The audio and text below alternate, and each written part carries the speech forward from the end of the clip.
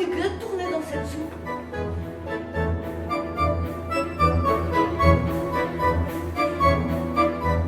J'avais plus que ma tête qui dépassait. J'ai pris la porte.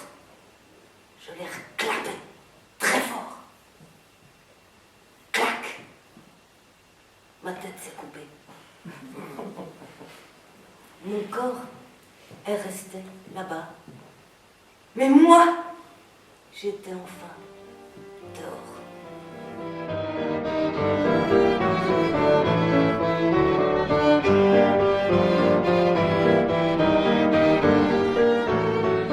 Un jour, une femme s'est coupé la tête.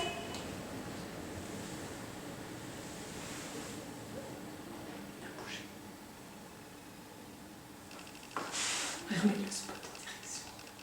Et qu'à manger. Ah non. Non, c'est pas celui-là.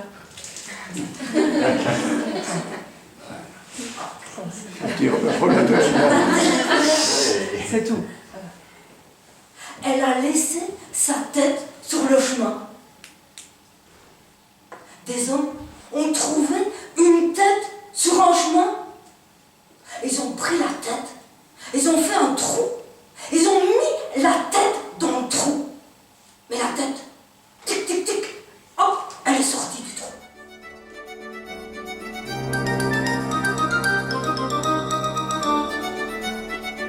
Fermez vos portes, on est poursuivi par une tête. Quand la tête est arrivée au village, la place était déserte. Il n'y avait plus personne.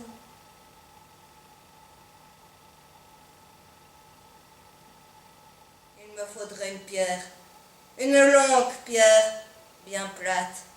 Tu vois, petit? Mais des pierres comme ça, on n'en trouve que dans les cimetières. Les cimetières, ça fait peur. Oh, oh non, non, je vais aller la chercher, votre pierre.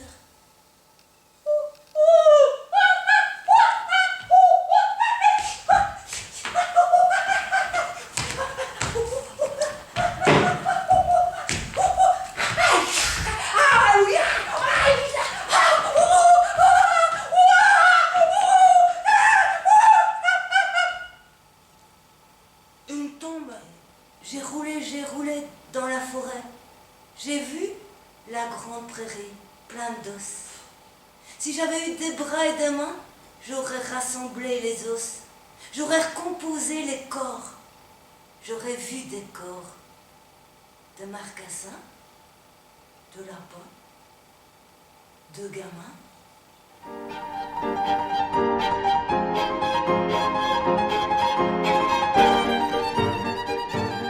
Il prend deux yeux.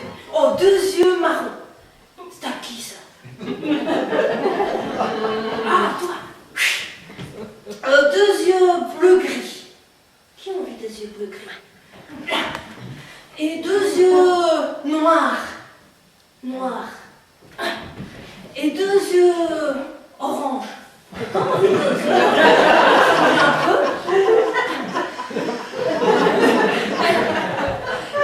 Et deux yeux verrons. Verrons, c'est deux yeux.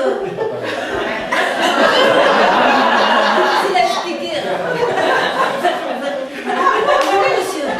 Deux yeux verrons. Et comme ça, il donne les yeux à tous les gens des villages.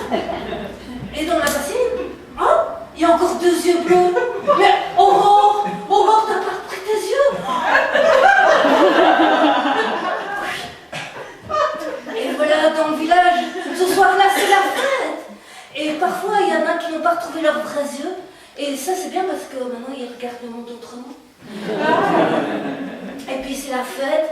Et le lendemain matin, Nestor, il reprend sa casquette, son sac à dos. Et il repart. Mais à côté de lui, il y a deux beaux yeux bleus. Et on dit qu'Aurore et Nestor, ils voyagent encore.